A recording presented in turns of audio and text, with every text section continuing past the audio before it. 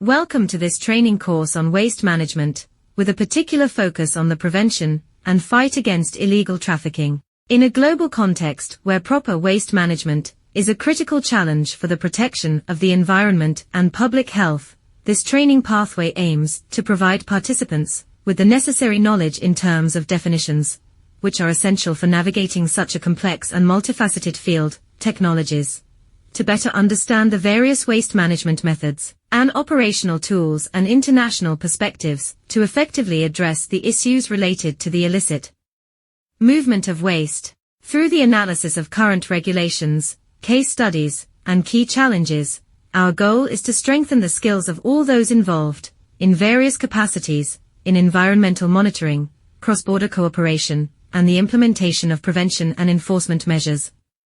We wish you all a productive and rewarding experience. Waste trafficking is one of the criminal phenomena affecting all countries across the globe, from the most industrialized to developing ones. In all economies, the issues of waste production, management, and trafficking are present. Waste trafficking is among the primary environmental crimes, given its impact on the environment, human health, landscapes, and the economy. But what are environmental crimes? Let's take a closer look. An environmental crime can be defined as a collective term to describe illegal activities harming the environment and aimed at benefiting individuals or groups or companies from the exploitation of, damage to, trade or theft of natural resources, including, but not limited to serious crimes and transnational organized crime. Environmental crimes are illegal acts or omissions that cause harm or danger to the natural environment, natural resources, biodiversity, or human health, violating national or international environmental protection laws. Such crimes include activities like water, air, and soil pollution, illegal waste management and trafficking, habitat destruction, trade of protected species, and any other action that degrades ecosystems and shared resources.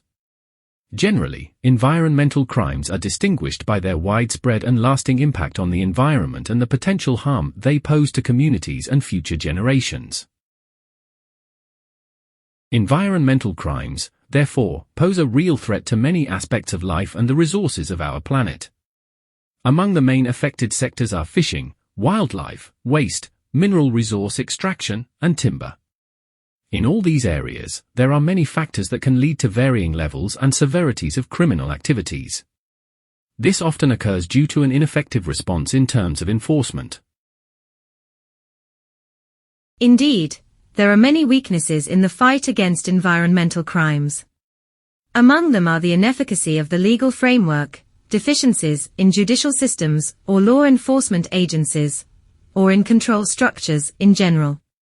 Additionally, the high profits involved often encourage certain entrepreneurs to break the law, which in some cases attracts the interest of organized crime. Let us take a closer look at the factors that facilitate the spread of environmental crimes.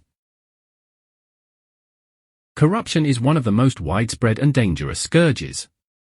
Through corruption, it becomes possible to bypass any rule, control, or legal barrier established to curb crime, often committing an offense even more severe than the environmental crime itself. Corruption can target a public official to obtain a permit or certification, for example, a site certificate for the trade of species protected under the Washington Convention, or a regulatory body that is bribed not to intervene to stop a crime, for example, a police officer paid to overlook serious irregularities, such as a false declaration regarding the true nature of waste. Corruption can occur at the national level, for example, ministerial-level corruption with consequences across the entire territory of the state, or at the local level, for example, corruption within a single police office.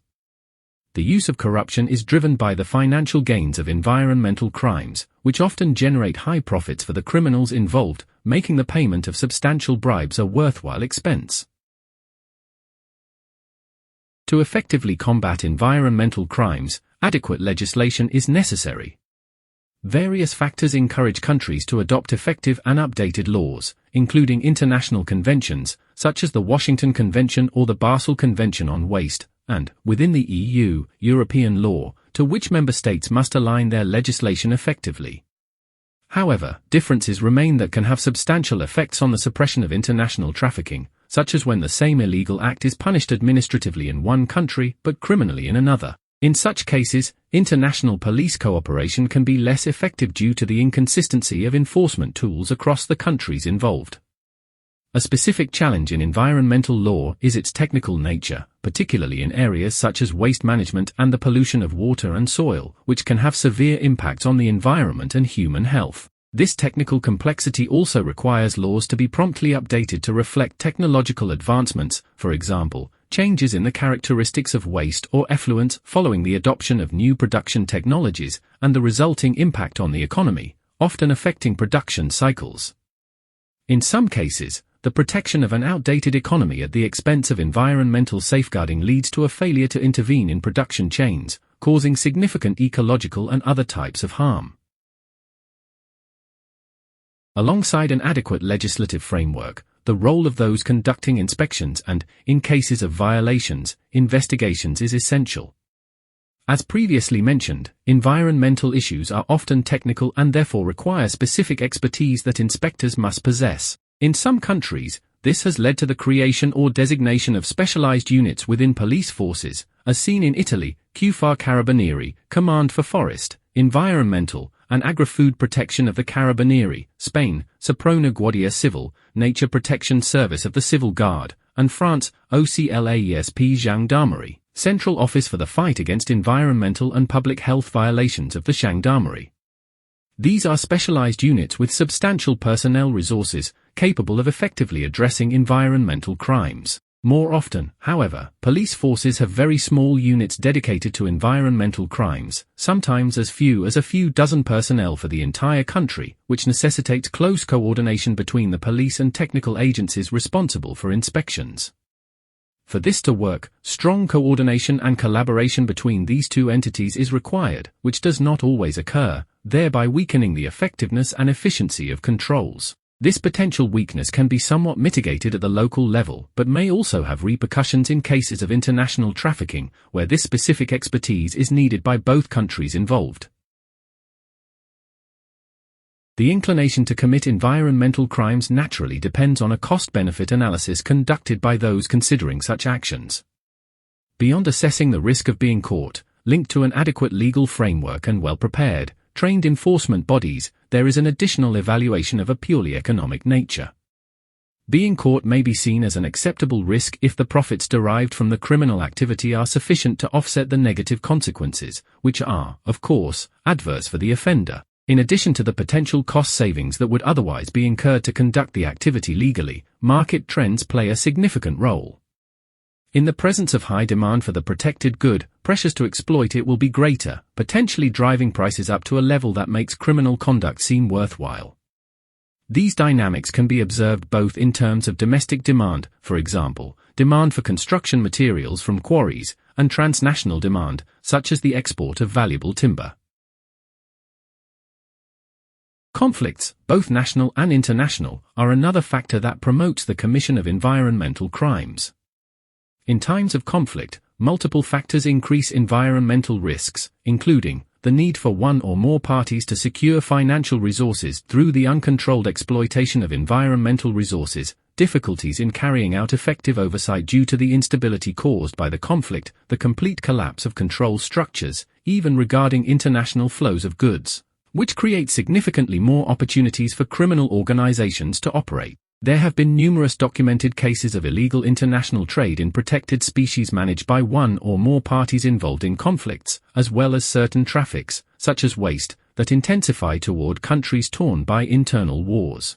Taking advantage of the breakdown of local control bodies and the subsequent cessation of international cooperation that might otherwise be required by the countries of origin of the goods. Environmental crimes are typically committed by two categories of actors: private citizens, usually acting illegal construction, water pollution, and waste dumping, and companies, which are responsible for the most severe cases: waste trafficking, devastation of waterways and soils due to pollutant discharges from facilities, and the use of protected raw materials by falsifying their true nature or origin. In the case of companies, what drives them to commit these crimes is the relentless pursuit of profit, with no regard for environmental protection or human health. These companies often secure the criminal collaboration of other companies operating in the specific waste sector, creating a particularly dangerous network, with operations that can extend from local or national levels to international dimensions. Organized crime, understood as mafia-style associations, has long been active in the field of environmental crimes. In Italy, for instance, the Camorra, a criminal organization operating in the Campania region, managed the illegal disposal of vast quantities of waste, including hazardous waste, during the 1980s. This activity rendered these areas unsuitable for agriculture and livestock farming due to soil contamination. These organizations are extremely dangerous, not only because of the vast resources at their disposal, which allow them to acquire highly sophisticated tools to manage their trafficking operations, but also because they use corruption to address many challenges. Combating them requires not only specific investigative tools but also advanced expertise in recognizing these organizations, especially when they operate under the guise of ordinary companies. It could be useful at this point to summarize the 2022 Interpol report on organized crime and environmental crime, which focuses on analyzing the convergence between these two criminal spheres. Regarding the environmental aspect, the report refers specifically to pollution crime, defined as an umbrella term describing a range of criminal activities involving the trafficking or the illegal management of potential contaminants, and resulting in environmental pollution.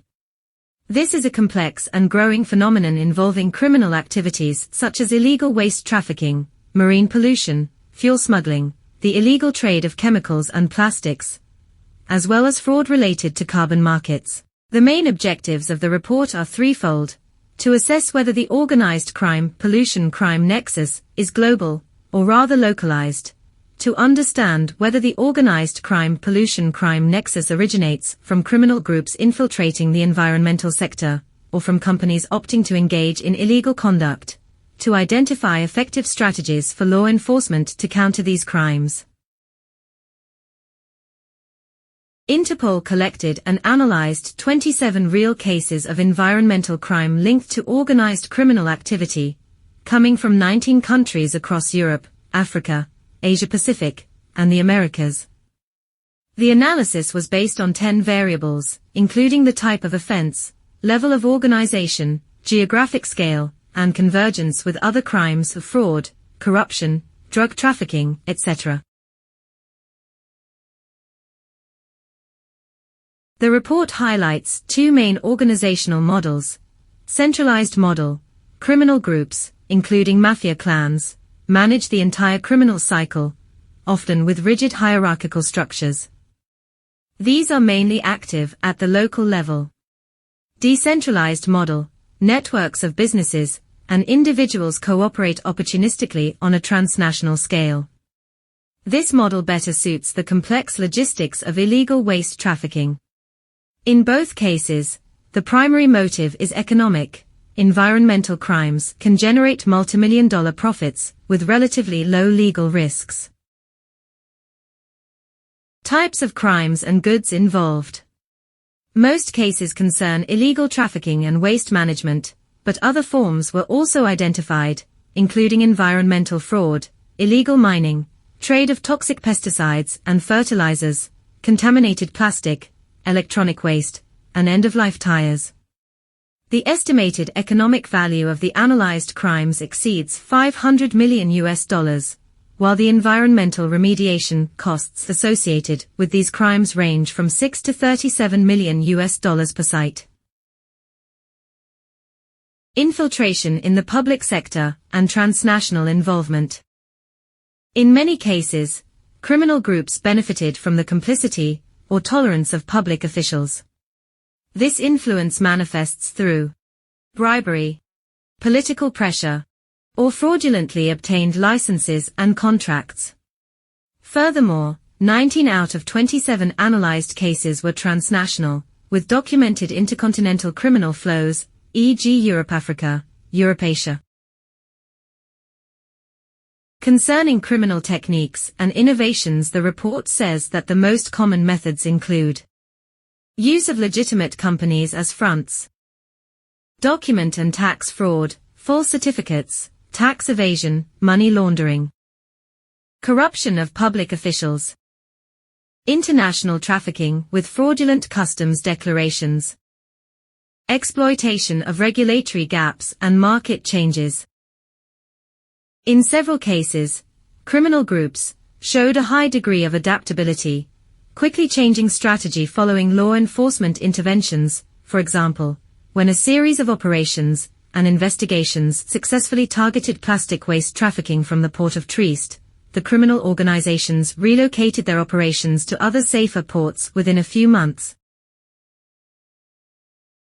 Convergence with other crimes and investigative barriers. 70% of the cases demonstrated convergence with other offenses, especially financial crimes, fraud, corruption, and illegal immigration.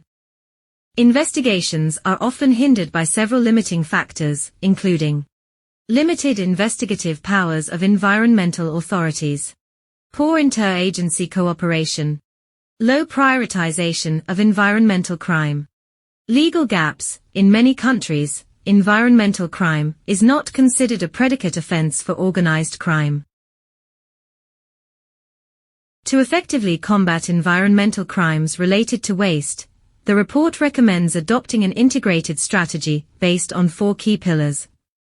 The first is prevention, which involves not only raising public awareness, but also maintaining active surveillance over high-risk individuals, companies, and geographic areas. Proactive monitoring can help intercept illegal activities before they escalate. Secondly, intelligence gathering plays a vital role. This includes the use of informants, conducting in-depth financial investigations to trace illicit profits, and establishing strong collaborative links with NGOs that operate on the ground and often have valuable insights. The third pillar is enforcement. This requires the creation of multidisciplinary task forces that bring together various expertise, legal, environmental, and technological. It also means equipping authorities with advanced investigative tools and enhancing cross-border cooperation to tackle transnational networks.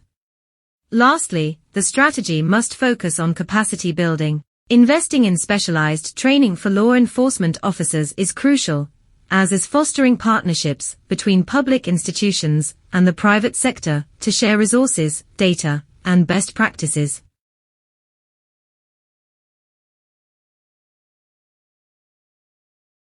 One of the trafficking activities that is gaining increasing importance at an international level is timber trafficking, to the extent that Interpol established a permanent working group on the subject several years ago. Let's take a closer look at what is being done to combat this trafficking, given its consequences, which include habitat destruction, extinction of both animal and plant species, degradation of forests, negative impacts on economies, and the worsening of climate change due to deforestation.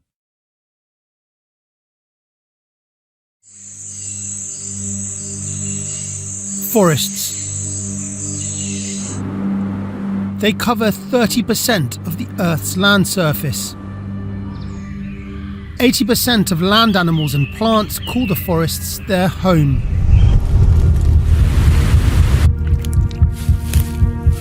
They are our planet's lungs and control the levels of CO2 in the air that we breathe. But the forests are under attack.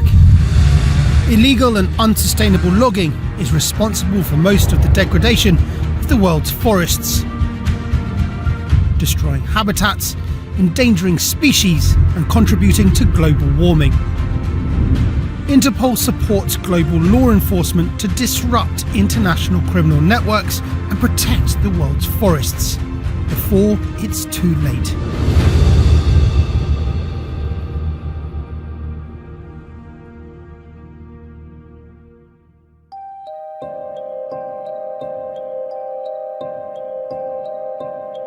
Environmental crime is a growing global issue that is affecting not just our natural resources, but our economy, our society, and our security as well. Interpol is addressing this serious threat to our planet through the Environmental Security Program.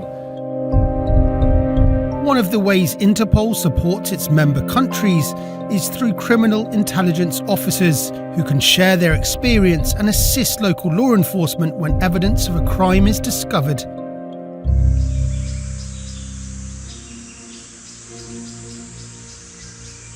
We're here in Thailand and our mission is to travel with our colleagues from the Royal Thai Police. We're going to visit an area which has been deforested, so they've had rosewood which has been illegally logged from the national park up there. For myself as someone who's worked in law enforcement, if I can use my law enforcement skills to help protect the environment and ensure it's here for future generations, then that is my mission. Not only are these big trees essential for our carbon cycle, soaking up carbon dioxide from the atmosphere, but they're actually very, very essential in reducing erosion, especially on these mountainous terrains that they have here in Thailand. Just arrived at the location here where the illegal logging was going. We've got an absolutely massive species of tree which has been half cut into pieces. รู้สึกเสียดายทรัพยากรธรรมชาติเหล่านี้เพราะว่ามันใช้เวลานานมากกว่ามันจะโตได้ขนาดนี้กลุ่มคนที่เป็นคนที่ตัดไม้ตรงนี้แล้วก็มีการสืบสวนขยายผลจนถึงนายทุนจนถึงคนที่เป็นคนออกเงินทุนในการตัดไม้ครั้งนี้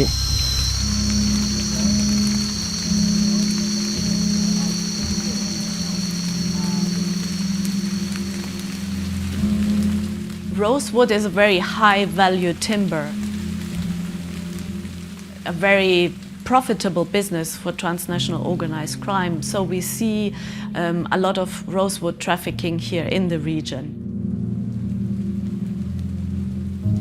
We have seen through the many operations we've conducted and investigations over the years that there is a strong connection between drug trafficking, firearms trafficking and environmental crime. It's the same people motivated by money. The one main difference here is they're exploiting our natural resources to make money.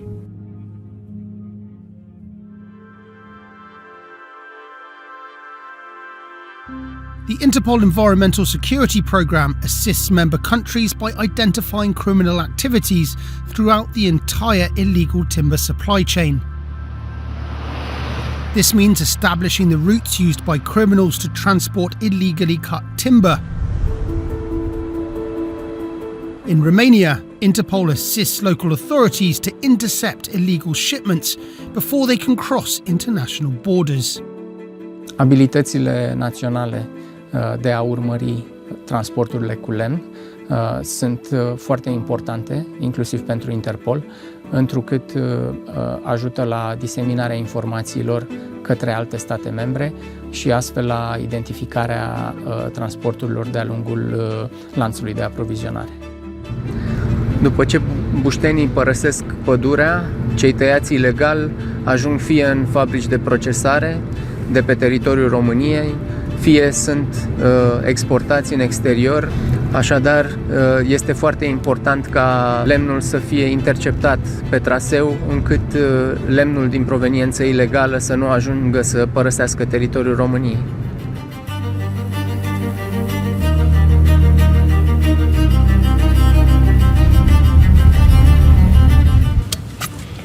Ok, mă duc să vorbesc cu colegul de la poliție. One of the most challenging aspects for the authorities is distinguishing legally cut timber from illegally cut timber.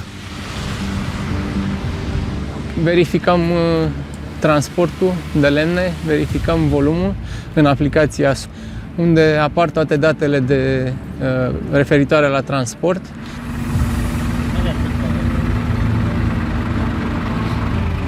După verificările efectuate în sistemul electronic, nu sunt suspiciuni de diferențe între datele declarate.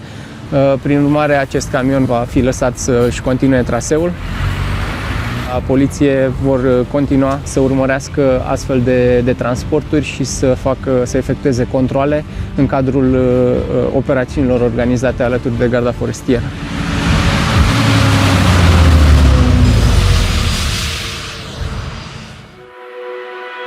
When illegal timber does make it across international borders, that can mean big profits for the organised crime groups.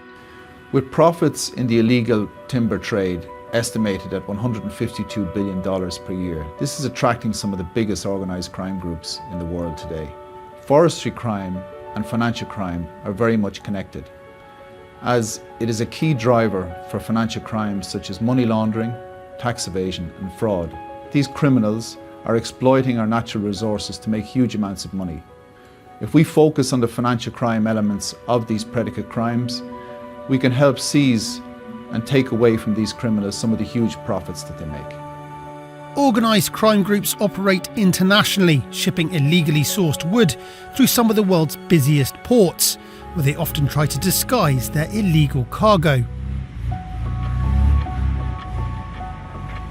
The cartels that deal in illegal trade, they pretend to be exporting coffee or tea, and yet they conceal the goods inside those containers. That's why we have to be very, very keen on scanning the export goods. This is another interception of rosewood timber. This is one of the most valuable indigenous tree.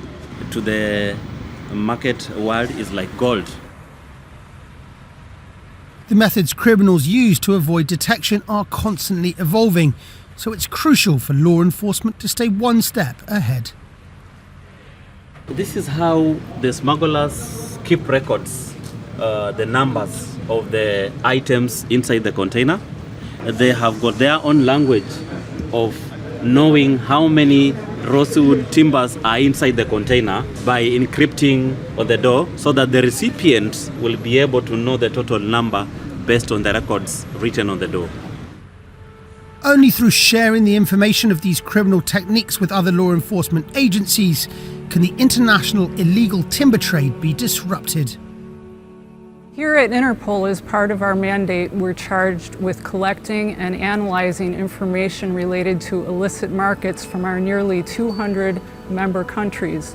We use this information to produce intelligence products and drive global law enforcement operations. At the heart of these operations are the Interpol National Central Bureaus, or NCBs, which cooperate on cross-border investigations, operations and arrests, sharing intelligence globally.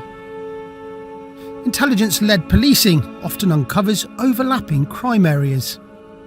In Peru, vast areas of the Amazon rainforest are being destroyed to make way for another devastating environmental crime: illegal mining.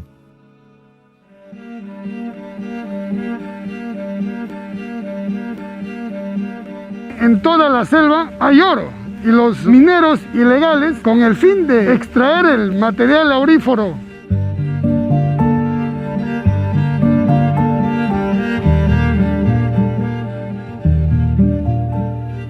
en esta zona, existen concesiones legales de minería, pero también existen mineros ilegales que ingresan a esas concesiones y destruyen el bosque.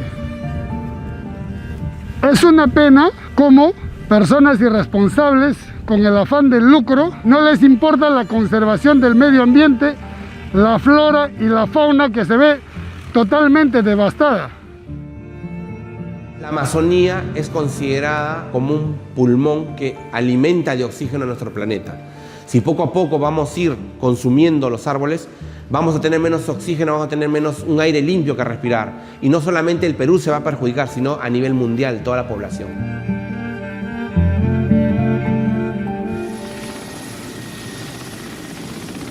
En este momento vamos a ir con una comitiva junto con la Policía de Medio Ambiente de Madre de Dios a sobrevolar el bosque del área protegida, donde existe ahí el delito de tala ilegal, burlando y violando todo tipo de normativa y la legislación nacional. Cuando estemos en el lugar se va a observar muy de cerca el área talada, el área seca, árida, producto de la tala ilegal y la minería ilegal. Nos afecta a todos los peruanos a nivel nacional y afecta a nivel mundial. nos afecta, nos causa dolor.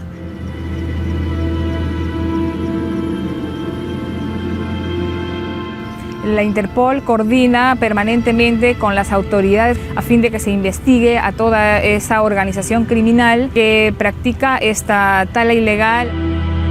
De esa manera luchamos contra este crimen organizado que se viene extendiendo cada día más.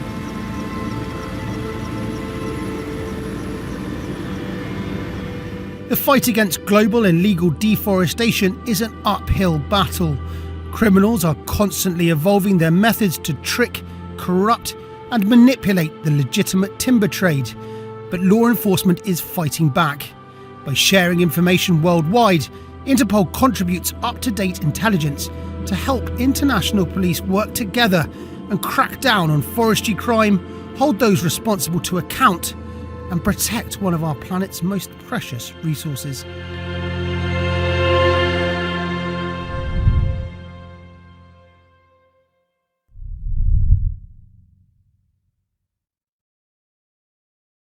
Illegal fishing is also an environmental crime. This phenomenon threatens many fish species as they are caught during critical periods for their survival, such as the reproductive season, or harvested at unsustainable levels. Furthermore, certain fishing methods severely disrupt the ecosystems of some species, depriving them of the conditions necessary for survival. This not only damages aquatic ecosystems but also has serious repercussions on local economies dependent on fishing. In this area as well, a permanent working group has been established, that Fisheries Crime the Working Group.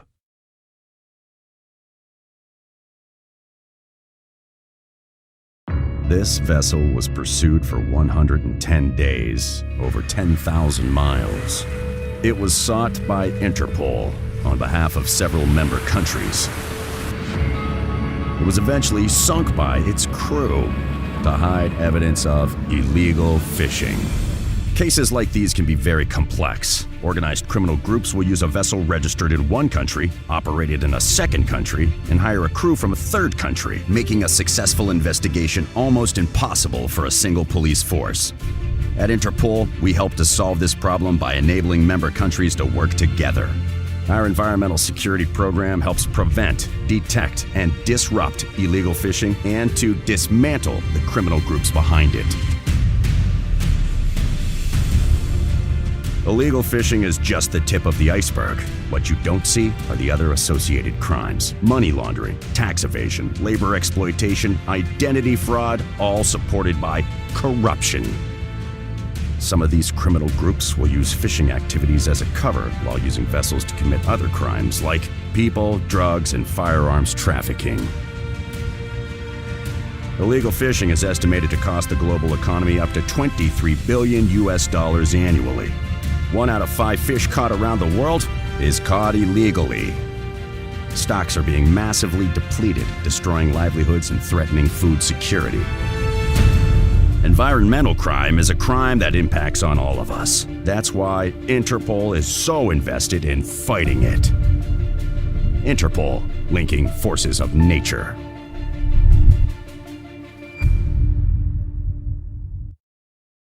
Crimes against wildlife are among the most serious and widespread. They affect all countries, both as sources of wildlife and as consumers. Thousands of animal and plant species are at risk, and many have already gone extinct due to uncontrolled human activities. If we add indirect actions, such as pollution, to direct ones, the situation becomes increasingly dire for many species. There are iconic species like the tiger, rhinoceros, elephant, and various primates, for which conservation programs have been in place for decades. For example, in Italy, during the 1990s, a genetic mapping of chimpanzees in the country was carried out to counteract false claims of captive births, which were instead fueling the illegal market for wild-caught animals. In this context, Interpol established the Wildlife Working Group many years ago to address these issues.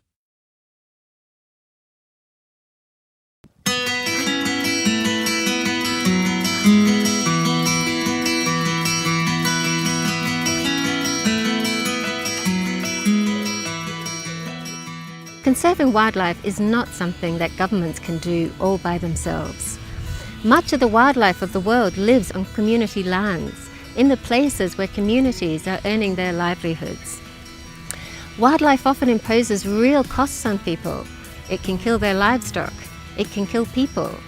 So it's really important that there are tangible benefits, or social benefits, financial benefits, that can encourage people to live with wildlife and be willing to conserve it.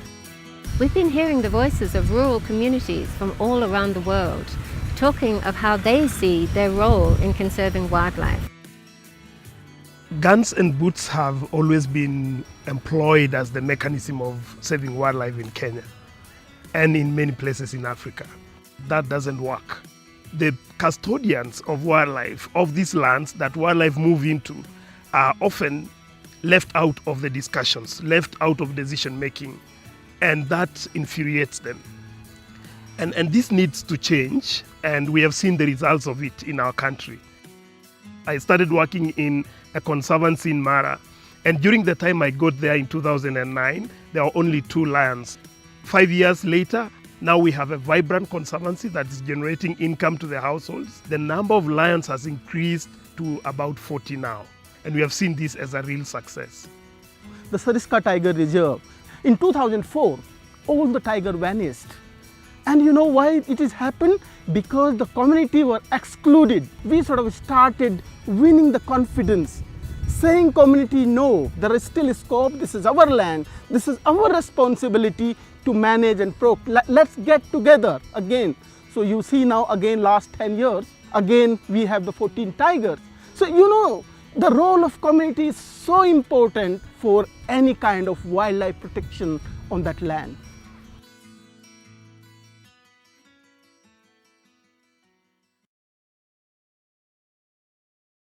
The global waste problem is a growing challenge, driven by urbanization, population growth, and unsustainable consumption patterns.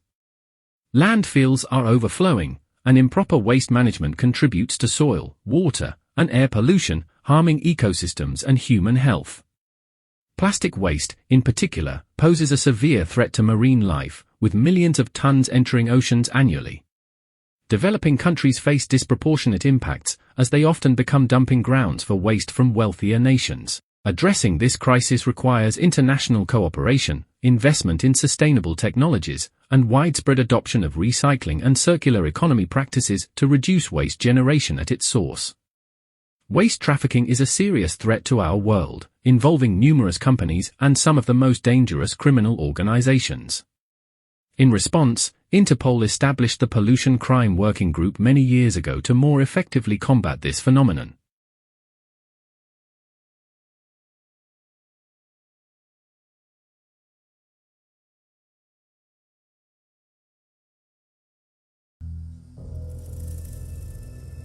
Our current practices around production, consumption, and discarding are not sustainable and create too much waste.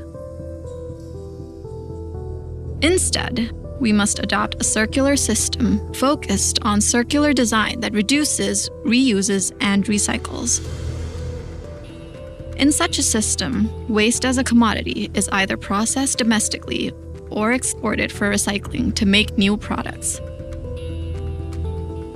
But the export of illegal waste, particularly toxic, hazardous, contaminated, or unrecyclable waste, is often hidden with legal waste shipments using fraudulent documents.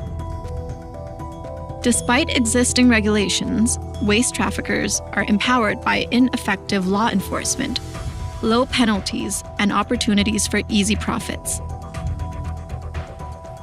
Illegal waste that is trafficked harms the environment, economy, and health of communities in recipient countries. But the tide is turning. Countries in Southeast Asia, unwilling to be burdened by illegal waste, are refusing shipments and tightening controls and regulations.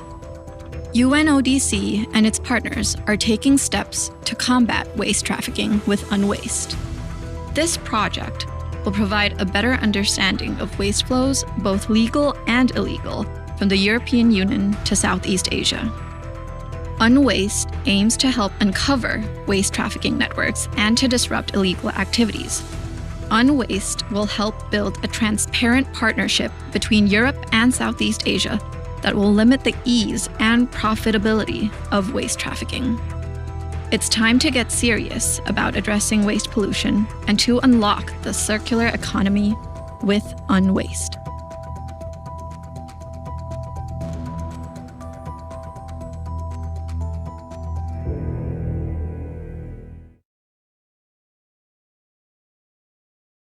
Illegal mining is a global issue with devastating environmental, social, and economic consequences. It leads to deforestation, soil erosion, water contamination, and the destruction of ecosystems. This practice often exploits vulnerable communities, with workers facing hazardous conditions and little to no legal protection. Furthermore, illegal mining is frequently linked to organized crime and corruption, destabilizing local governance and economies. The extraction of valuable minerals such as gold, diamonds, and rare earth elements often fuels conflicts, known as resource wars.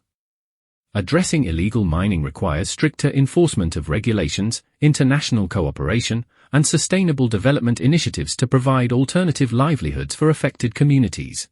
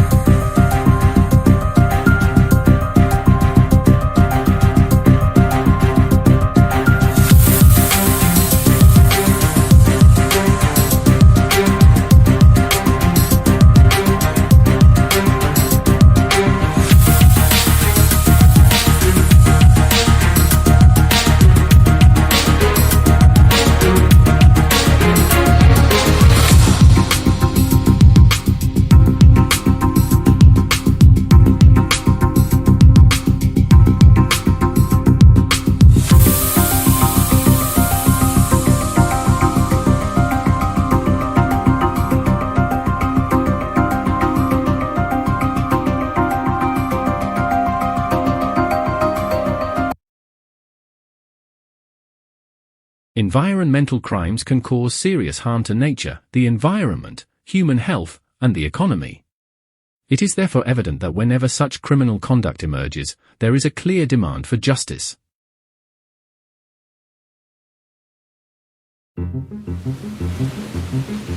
Regardless of terminology, the concerns that environmental justice seeks to address have relevance across societies. Certain communities and groups across the world continue to face disproportionate exposure to environmental hazards.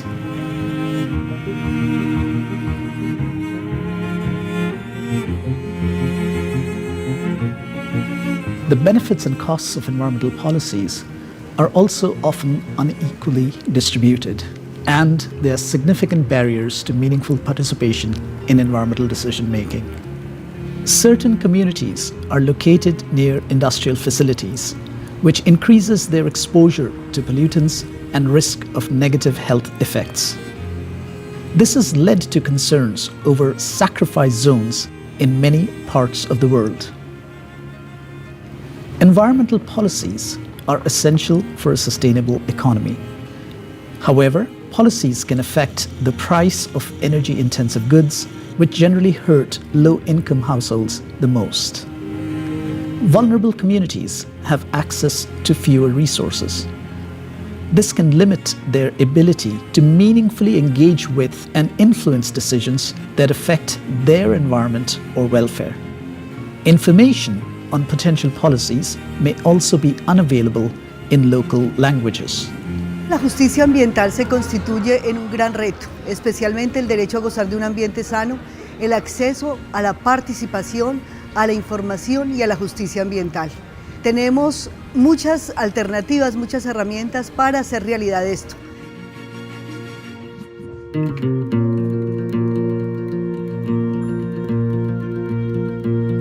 Environmental injustice in South Africa basically has its root in the anti-apartheid struggle. With democracy, that changed. First of all, we had a constitutional environmental right. So any decision that affects anybody on the ground, the aspect of environmental justice has to be considered in government's decision. Ko tino rangatiratanga te kaupapa, ko tino rangatiratanga te mahi. For Indigenous communities in Aotearoa, New Zealand, self-determination, decision-making at place is the work that we're doing to progress environmental justice. Ka whawhai tonu mātou. An important way in which environmental injustice is being addressed is through the inclusion of waste pickers in the global negotiations around the Global Plastics Treaty, as well as important stakeholders in municipal and national level policy making around environmental issues. Don't tell me your priorities, show me your budget and it'll reflect your priorities. In the United States, we've dedicated trillions of dollars to advancing environmental justice throughout the country. We've also worked with our international partners, such as those in the OECD, in order to advance science and methodology. We're very hopeful that these efforts will result in advancing environmental justice in the States and throughout the world.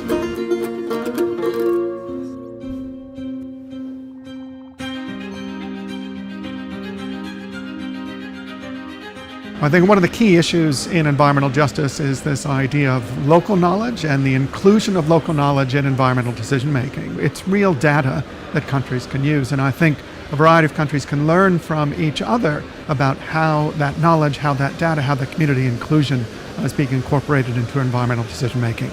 Countries are all facing the same issues about environmental justice, and sharing good experience allows us to find ways of tackling it better. And the OECD is an expert at bringing us together, putting us in a room, making us talk to each other, share those experiences and learn from each other. Ensuring environmental justice has become even more urgent within the context of the green transition, be it the expansion of renewables, the extraction of critical raw materials, or introduction of more stringent environmental policies. We need to ensure that the concerns of the affected communities are meaningfully addressed and that no one is left behind. It is in this broader context that OECD is undertaking work on environmental justice. We take stock of how countries are devising policies to address environmental justice concerns. We provide a forum for governments and stakeholders to address common challenges and identify good practices. And last but not least, we seek to deepen the analytical base that countries can use to devise better policies to advance environmental justice.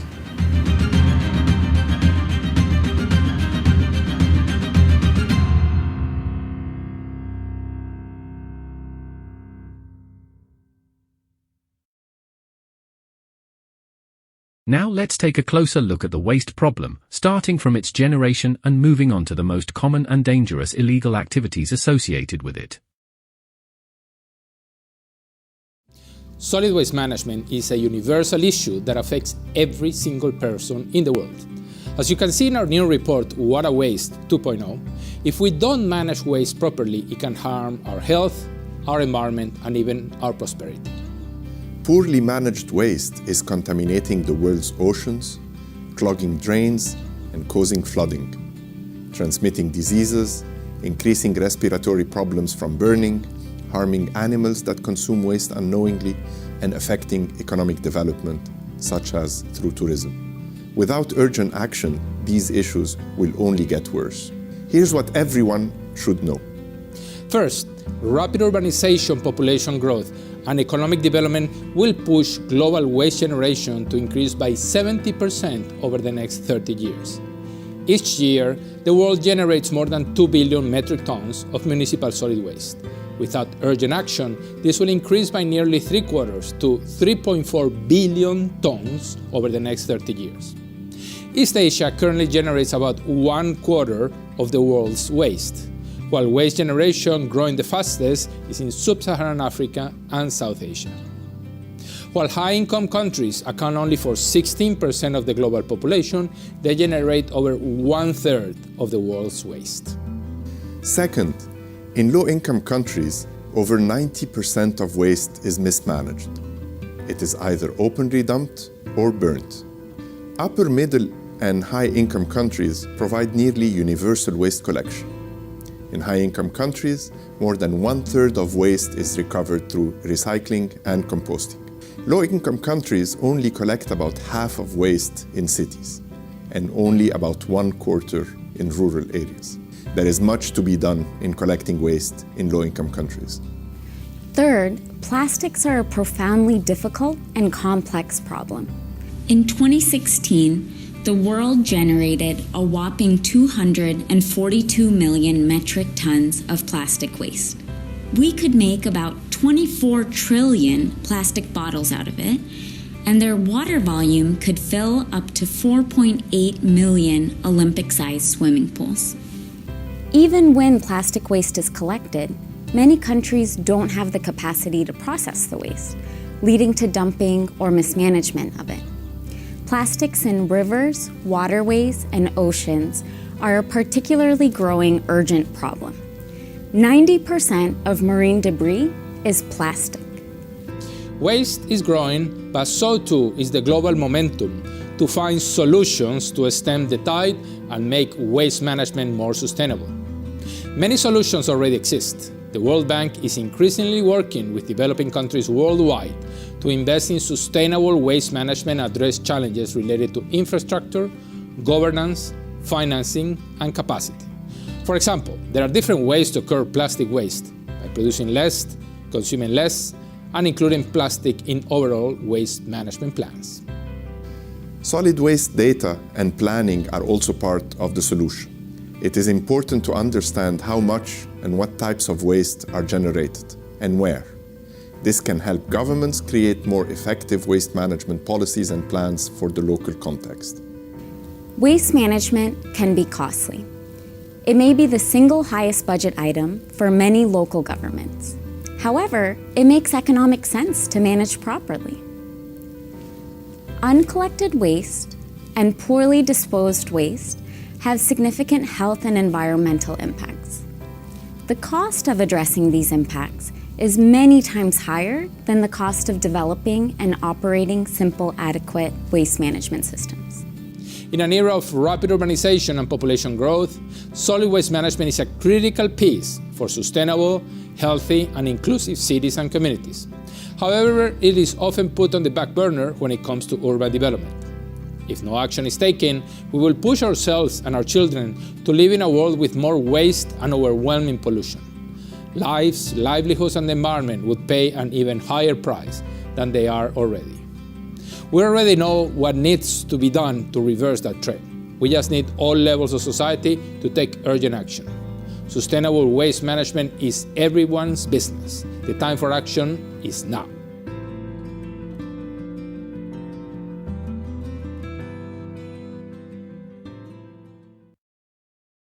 Let us examine the main types of waste produced worldwide. The most significant category is construction and demolition waste, accounting for 36% of the total. Next are municipal solid waste, which make up 24%, followed by industrial waste at 21%. Commercial waste, generated by activities such as offices, shops, restaurants, and other non-residential facilities, represents 11%.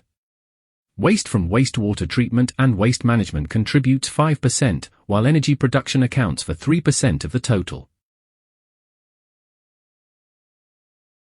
Let's examine a category of waste common to everyone, municipal solid waste, MSW, which is generated daily in households and from activities associated with everyday life.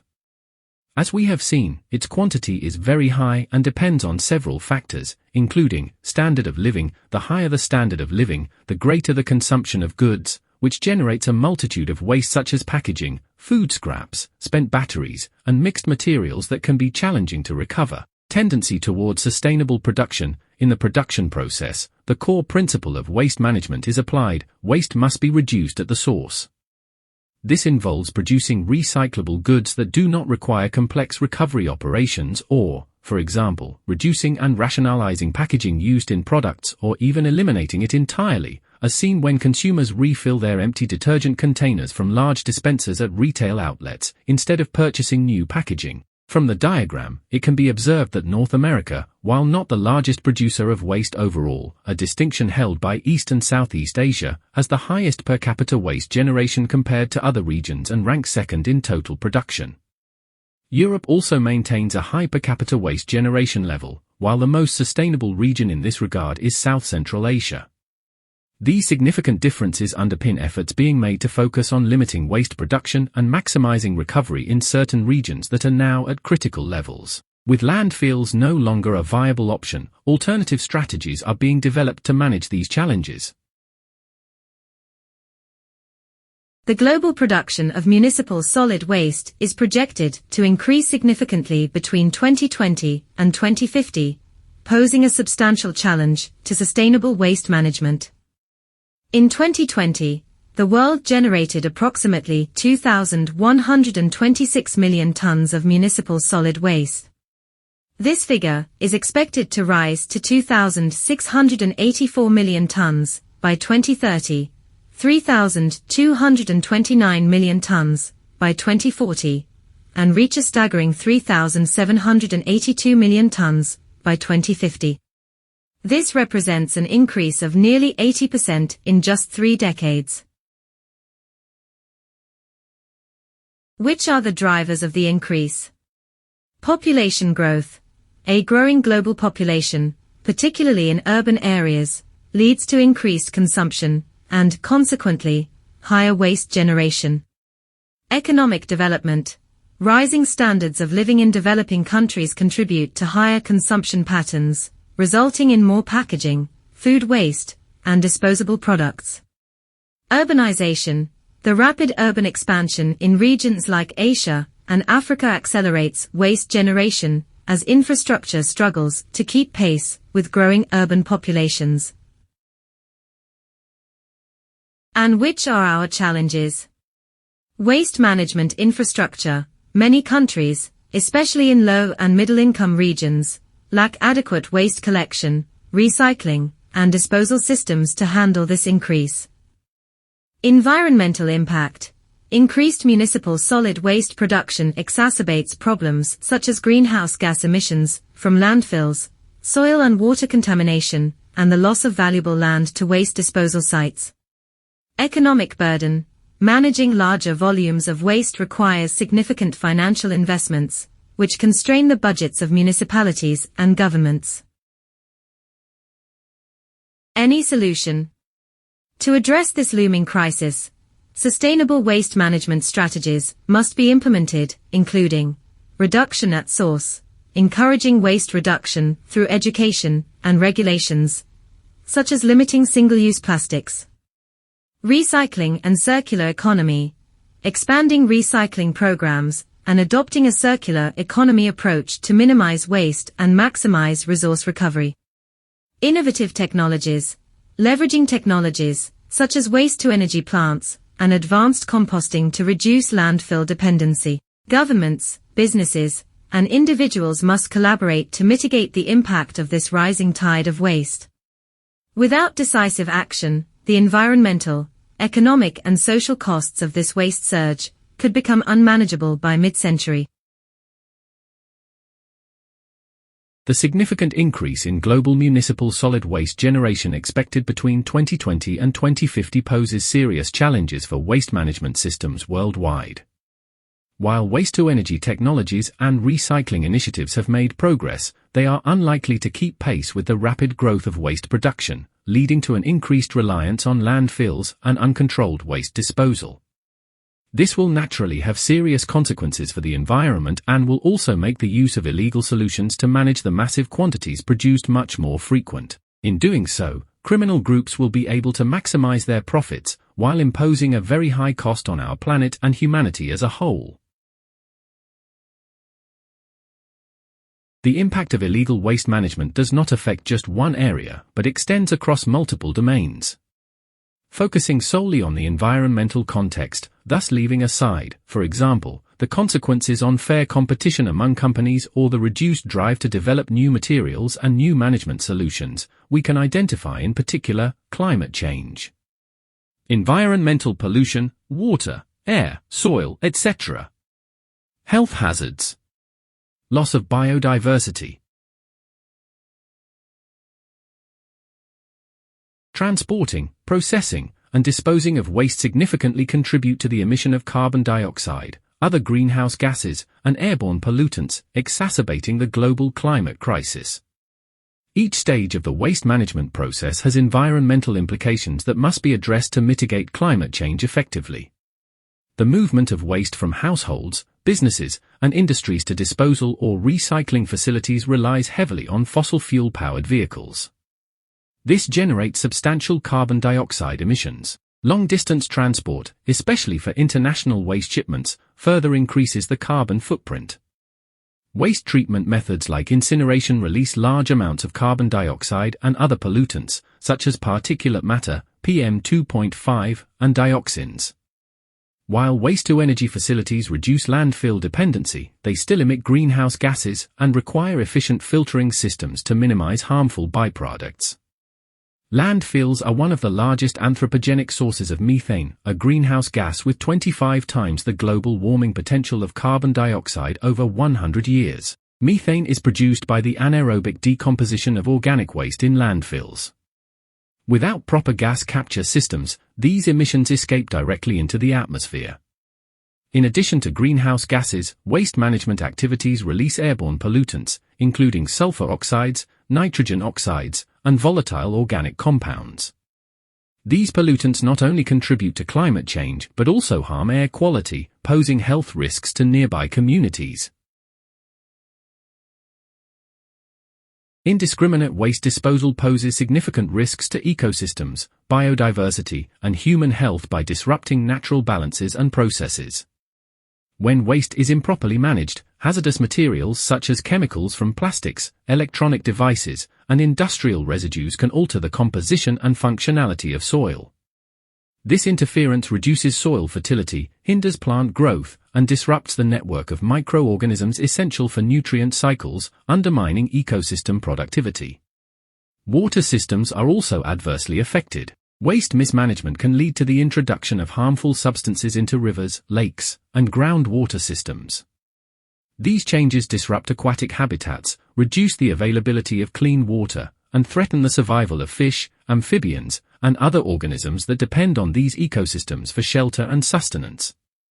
The balance of natural habitats is particularly vulnerable to such practices. Changes in land composition and water quality can push plant and animal species out of their habitats, reducing local biodiversity. Over time, these disturbances can lead to the collapse of entire ecosystems, where key species fail to thrive, leading to cascading effects on other dependent organisms. In addition to harming wildlife, these disruptions affect human communities. Crops grown in areas affected by waste mismanagement may yield poor quality produce, and livestock raised in such regions may experience health problems. The reduced availability of healthy plants and animals not only threatens food security but also impacts livelihoods in agriculture and aquaculture, which are closely tied to natural ecosystem services. The broader consequences extend to cultural and economic values. Natural landscapes degraded by waste lose their aesthetic and recreational value, affecting tourism and the social connection communities have with their environment. Furthermore, ecosystems' ability to regulate processes like water purification, carbon storage, and climate stabilization is compromised, leading to economic losses and increased vulnerability to environmental challenges. The mismanagement of waste is a global health crisis, contributing to between 400,000 and 1 million deaths annually. The diseases linked to poorly handled waste, such as diarrhea, malaria, heart disease, and cancer, are often exacerbated by the environmental pollution that arises from improper disposal and inadequate waste management systems.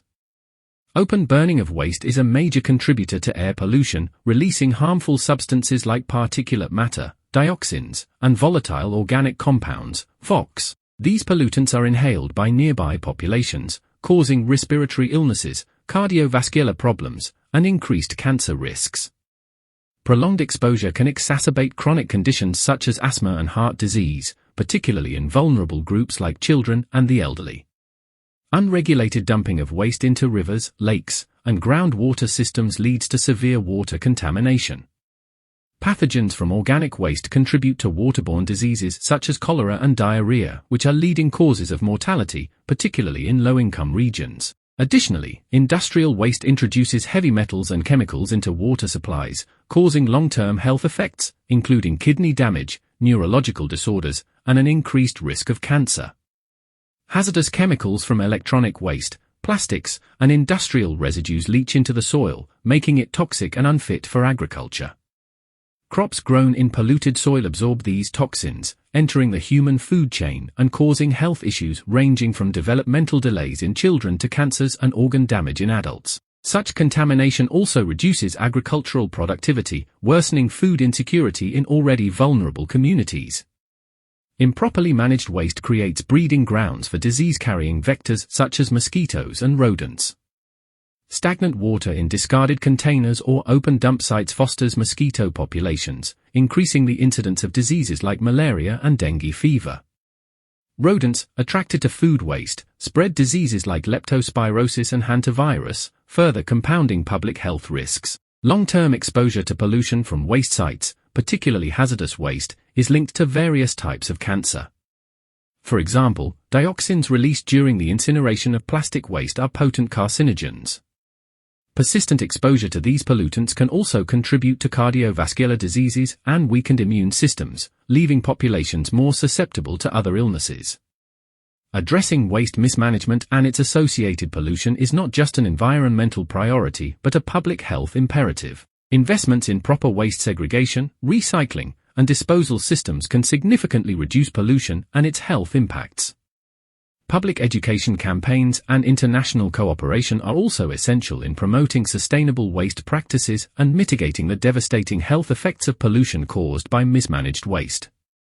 Without urgent action, the intersection of waste mismanagement and pollution will continue to claim lives, disproportionately affecting the most vulnerable populations and undermining global health and well-being.